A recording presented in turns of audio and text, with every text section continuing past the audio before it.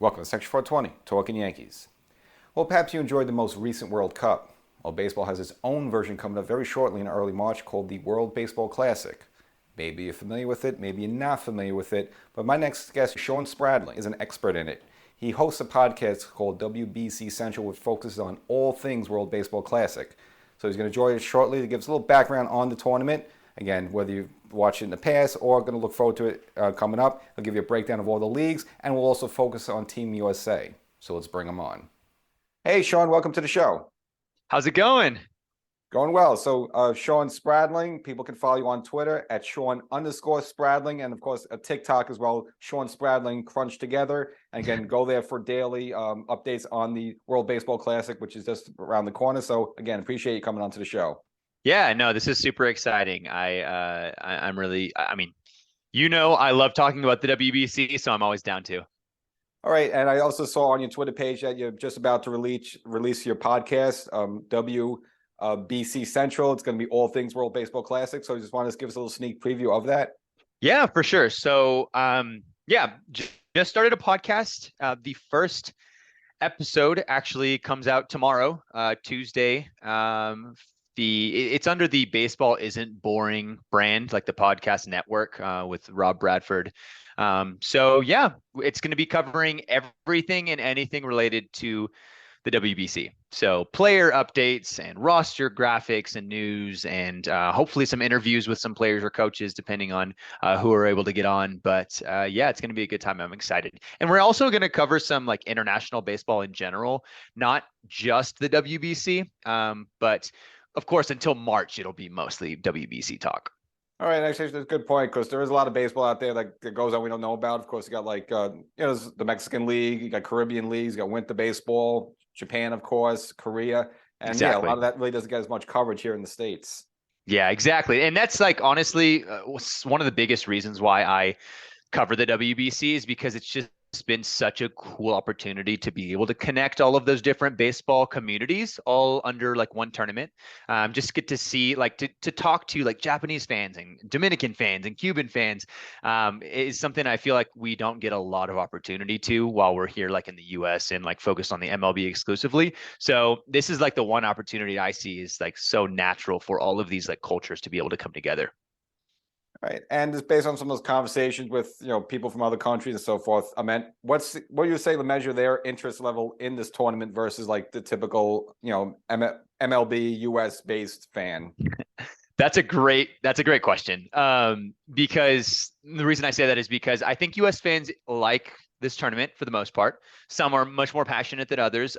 Some people don't even like it at all, just because it takes away from spring training and like they're more focused on their MLB club, which is totally fine. Like I get it. Like I grew up loving the MLB and watching the World Series. So like I understand that. But if you go to like the Dominican Republic or you go to Japan, this is their World Cup. Like Japanese fans, this is everything. Like this is their World Cup for them. And so I think while US fans are still getting used to the tournament and like the idea of international baseball, other countries are completely bought in. Like Cuban fans love the WBC, Puerto Rican fans, Dominican fans, obviously Korean and Japanese. So yeah, I think the interest is really, really high in other countries.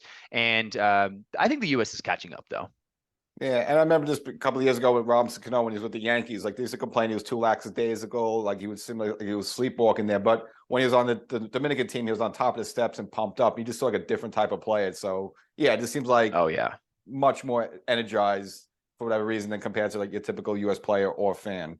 Yeah, it is. It's a completely different brand of baseball. I don't know if you got to watch any of the World Cup, but seeing players play for the national team with like all of that pride and honor and respect and like energy that comes with like wearing your flag is totally different from like just regular season MLB games. So like you said, like with Robinson Cano, or like we're going to see for example, on the Dominican team, Juan Soto or like J-Rod, who already show passion, but it's going to be like next level. Or guys that are maybe even more reserved, like Christian Javier on Team Dominican Republic. My guess is that just being around like his brothers, like this team that he gets to like have the pride of his country is going to really amp him and like guys like him up a lot. And for people, again, I think most fans are familiar with the World Baseball Classic. But in your words, what would you say? Is it more like the Olympics or more like the World Cup? Like, how would you describe it? Yeah, great question. I think it's much more like the World Cup and at least geared towards being like the Baseball World Cup. Like I think a lot of people even want to call it the Baseball World Cup because that's really what it is. The Olympics, it was hard because it's in the middle, it's the summer. And so it's in the middle of the MLB season and the NPB season and all of the like the Mexican season. So none of the MLB players ever played in the Olympics. So while it was still really fun to watch and we got to see like the best of the best from Japan and Korea and Cuba, we never got to see like a fully strengthened US team or the Dominican Republic because all of their players were in the US playing in the MLB. So I think it's much more like the World Cup to where we get the best of the best playing for every country rather than the Olympics, which is a little bit more of like an amateur slash professional competition. That's a good point. And just your personal experience. So, this actually kicked off in 2006. At what point did you get it hooked onto this? Was it right away or just took some time? Yeah. So I wasn't old enough to like remember the 2006 or 2009 World Baseball Classic. I was in high school for the 2013 one. So watched a couple games in 2013, but then really watched it in 2017. And then just since then, I've done some like research and watching like old games that I didn't get to watch when I was younger. So 2017 was when I like first really got hooked. All right. And it's kind of interesting because that was actually the last tournament. And of course, with COVID and stuff, it's been, it's almost now 5 years. So you think that's actually helped it now just to build up because it's been a long time since the last, tournament? Yeah, I think so. At first, I thought it would hurt it because it was just like so long that people would forget about the WBC between 2017 and 2023. But I think because people enjoyed it so much in 2017, everybody's excited for the Classic this year. And the fact that it's like been even longer and delayed has just made everybody even more antsy. And also, like all of the teams are completely different. Whereas in the World Cup, it happens every 4 years. And so you see a lot of the same players play from one World Cup to the next. But with the WBC this time, since it's been since 2017 until now, 6 years, most of the players that played in the last tournament are not playing in this one. There are some exceptions like Paul Goldschmidt, Nolan Arenado on Team USA, but this is definitely a fresh start, and we're seeing like the best of the best from every country. Yeah, and I just think also added interest that we had such a crazy offseason with these big contracts going to get, Yeah. the baseball's pretty much been in the news since October, really nonstop. And it just really, this almost bridges it right to the, WBC. Oh yeah, I think so too.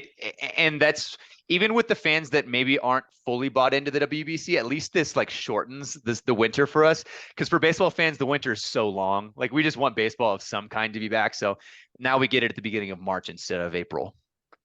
Yeah, and so to that point now, as you mentioned before, a lot of fans are a little trepidatious. Now, I am only just for injuries. Like, for example, Nestor Cortez, I'm a Yankee fan. Obviously, his last appearance in the playoffs, he had to walk off the mound with I think he had a groin injury. Now he's involved in this. It's like, I like to watch, enjoy it, but also I'm also cringing a little bit. So do you think a lot of players also, the reason why they still don't want to participate in this, they just don't want to injure themselves right before the season? Yeah, I think so, but I would say that's primarily pitchers, like you said, with Nestor Cortez, and I get it. Just being a fan of baseball, like I don't want my team's players to get hurt. The thing is, though, and I guess the counter argument to that is the path to the championship, the final game in the WBC, is only 7 games, and if you're a pitcher, at most, maybe you're pitching 2 appearances, maybe 3. And there's like pitch limits and inning limits. So there's not really much opportunity for you actually to fully exert yourself more than maybe 1 or 2 times. That 1 or 2 times, obviously that's scary for MLB clubs that are paying hundreds of millions of dollars to these assets. But I don't think it's as big of a deal as it has been in the past. In the past, it was more games. It was like full series in the quarterfinals and semifinals. So yeah, I don't think it's too bad for pitchers. There are still pitchers that are hesitant. Like for the Team USA, we don't have the best of the best American pitchers. A lot of the other countries do, though. For example, NL Cy Young winner Sandy Alcantara, he's playing in the WBC for Dominican Republic, or both of the Astros guys, Christian Javier and Framber Valdez, who went all the way to the end of October. They're not scared at all. They even if they are maybe somewhat worried about their like regimen and like working up and amping up a little bit too early for the season, more important for them is being able to represent their country. So I think it's hard because there's no perfect time during the year to have this tournament. I think this is probably the best time, but with the lineups and the offense, we're seeing all of the best players. There's no one holding back except for maybe Aaron Judge. We don't know yet. Probably not going to play, but I'm hoping something happens at the last second.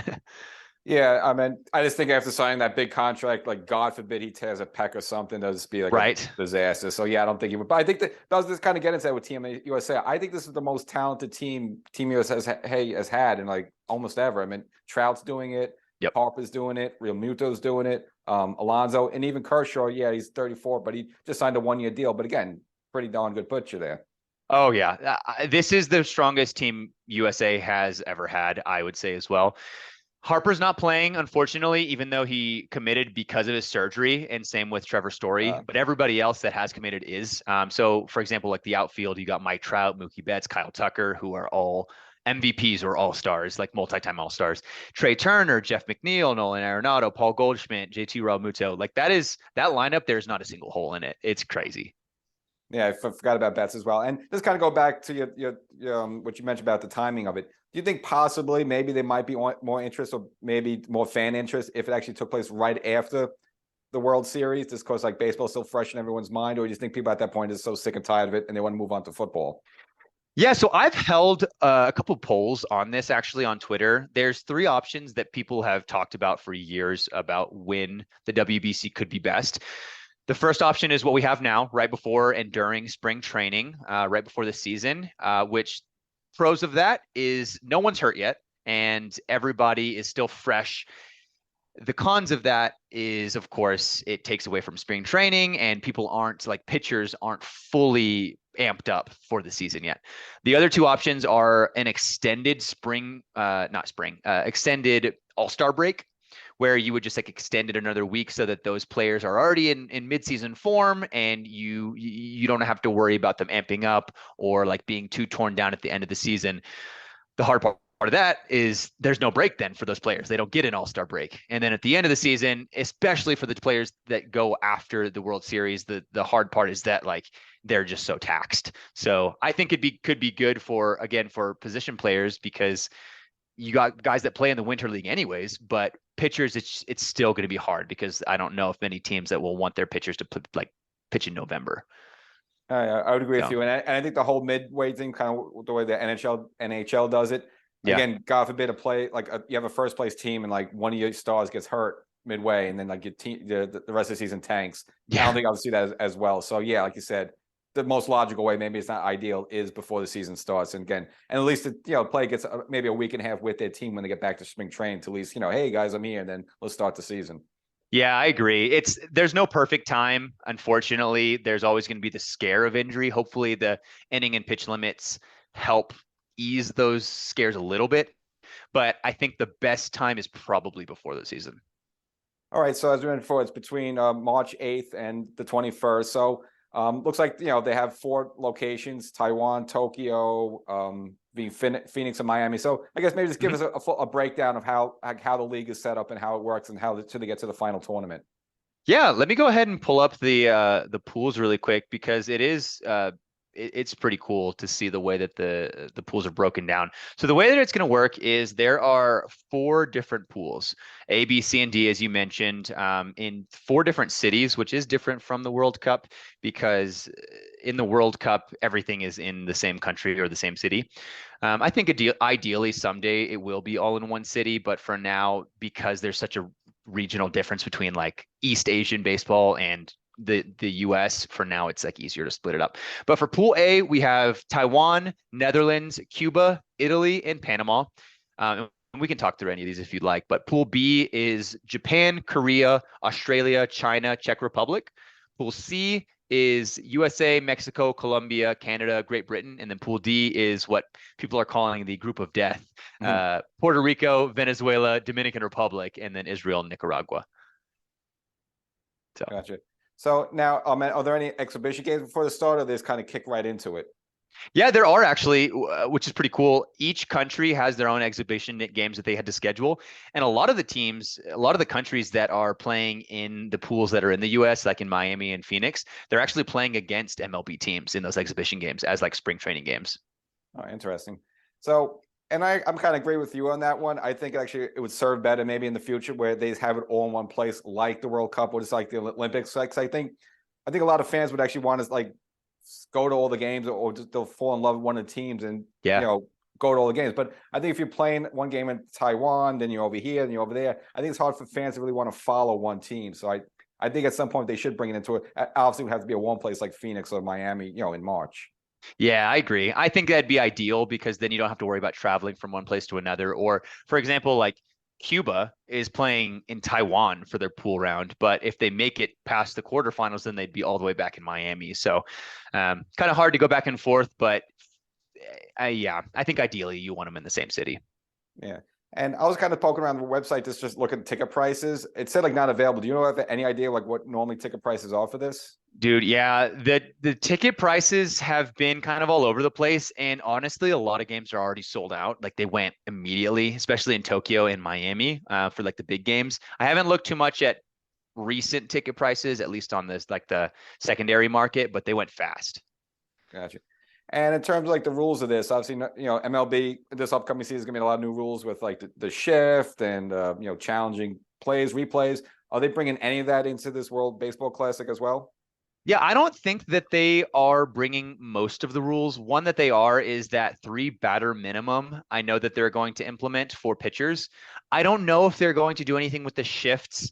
And frankly, the WBC rules have like the rule book's kind of been pretty private. I haven't, it's not really posted anywhere. It's still very like internal for the federations. So I don't know for sure, but I do know about the three batter minimum and like there are pitch and inning limits. But other than that, most of the new rules in the MLB, I don't think will be in place. Gotcha. And not sure. I don't remember. Of course, obviously, you figured to be with DH and no pitchers hitting, correct? Yes, yeah, they'll have a DH. Okay. And just getting back to obviously you mentioned before the I guess you call it like that League of Doom, League of Death. So who's your picks? Like obviously maybe who's gonna be the top two or three teams you think, or maybe who's gonna be a Yeah. surprise team? Yeah, so I think the top teams, and so I'm actually holding off to like make an official prediction until we have the official like final rosters, which is due on February 7th. So we still got like a week or two until we know the rosters for sure. I would say the top tier teams, there's like a clear top tier for me. There's a top three of US, Dominican Republic, and Japan. I think all three of those teams have like very even chance of winning. And the reason I say that is because US, I would say, has the best offense. Dominican Republic, I would say, has the best like overall team, both pitching and lineup. And then the Japanese might have the best pitching of anyone, which is kind of surprising for people that don't know the NPB too well. But yeah, I think those three teams, Japan has won the tournament twice, both in 06 and 09. So wouldn't be at all surprised if they won. The team that people like the most, I would say, is probably the Dominican Republic. Just their lineup is an absolute gauntlet to pitch through it. I would say like surprise teams. I'm looking at the pools right now. People are probably going to be surprised by Korea. They have a very good domestic league. The KBO is probably like the best, like the third best league in the world right now. So they have a lot of very solid players, as well as Tommy Edman will be playing for them, second base. He's the first non-Korean citizen. His Korean on his mom's side, but he's not a Korean citizen to play for the national team. Other countries, I think Mexico is going to be pretty surprising. They have a very solid roster, and I think this is the best Mexican team we've ever had in the WBC as well. Their rotation is going to have guys like Julio Urias, Patrick Sandoval, Jose Urquidy, Taiwan Walker. So very, very solid in like a WBC setting. And then let's see, Netherlands. Netherlands is really good as well because they got guys from like Aruba and Curacao. So, for example, like Dirksen Profar and Xander Bogarts. Gotcha. Now, and just get with these number of teams. Obviously, there's some places like, okay, I know Netherlands, but let's say like Italy, where you just don't think baseball. Do you think it'd be better maybe if they had lesser teams, but maybe instead of like doing one-offs like football, have like a best of three, a best of five, just so it's more like baseball, where you have series versus one and done games? You're saying do I think it would be better if they had Have series less teams. instead? Yeah, less teams, Oh, but more like best out of three versus just one, one game and then you move on. less teams in the WBC? Yeah. Um, yeah, I think that could be better for mm, I don't know. The hard part about that is that if you reduce the teams, the whole purpose of the WBC is to grow baseball. And so they actually expanded. It's previously been 16 teams, and this is the first time it's 20 teams. So you do have a couple countries like Italy or like Israel or like Czech Republic has a domestic league, but a couple teams that don't really have like a big baseball following or baseball culture in their countries. But by qualifying and playing in the WBC, it does grow the sport a lot in those countries. So maybe they won't do as well in this tournament this go around, but as the sport continues to grow, and for example, like Mike Piazza is coach for the Italian team, and they do have a lot of Italian Americans on the team. So hopefully Italian fans will be able to watch and see the team doing really well and get into the sport. That's the goal. So yeah, I think I do prefer it with more teams because I think in the World Cup there's like 30 something. So it's even less than that. But yeah, I don't mind having 20. Good point. And kind of mention how they fill up these rosters. So let's say these countries can't get enough of the players. So what do? They have like a draft with MLB players. Like how do they able to fill up their rosters? That's a good question. So it's not a draft.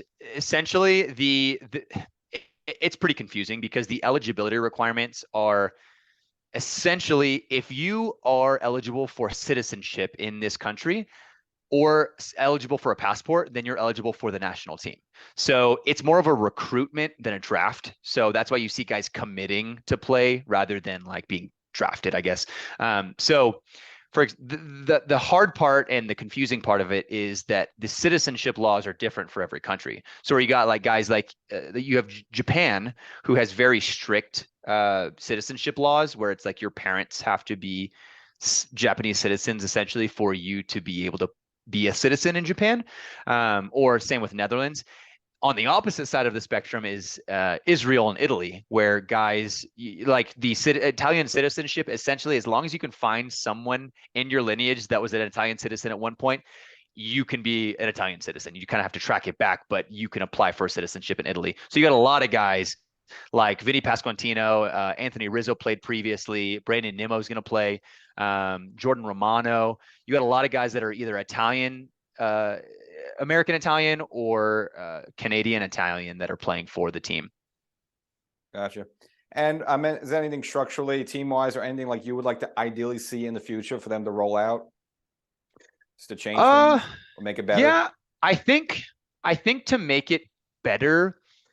And again, this goes back to what I had mentioned. The goal of the WBC and international baseball is to grow the sport globally.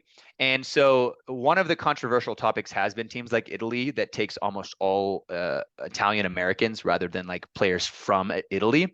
So I think ideally we want the sport to grow enough to where they can have their own domestic players on the team and they don't have to have a bunch of Italian Americans.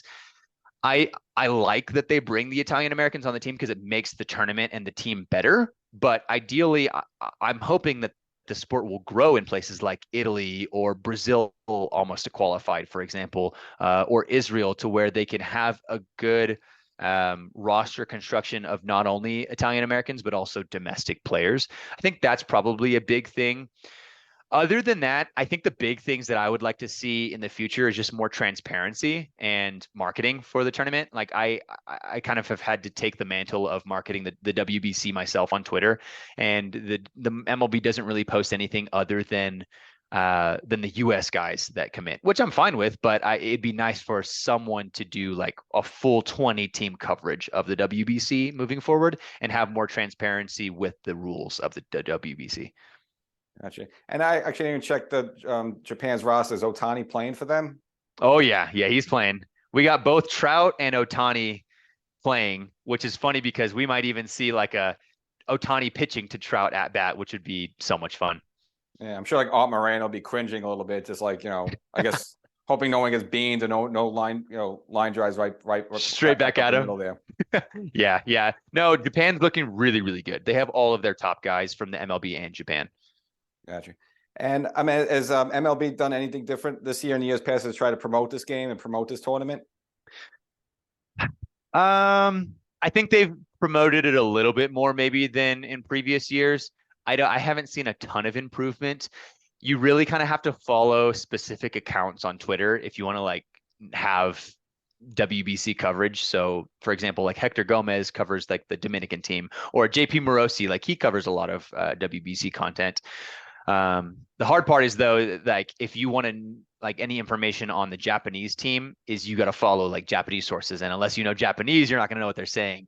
So I've kind of taken that as I don't know, my account. I do a lot of translating, a lot of Google Translate to be able to get news from different countries and have that all under one account, so that if you follow, you can see roster news and team updates for every 20, like all the 20 countries.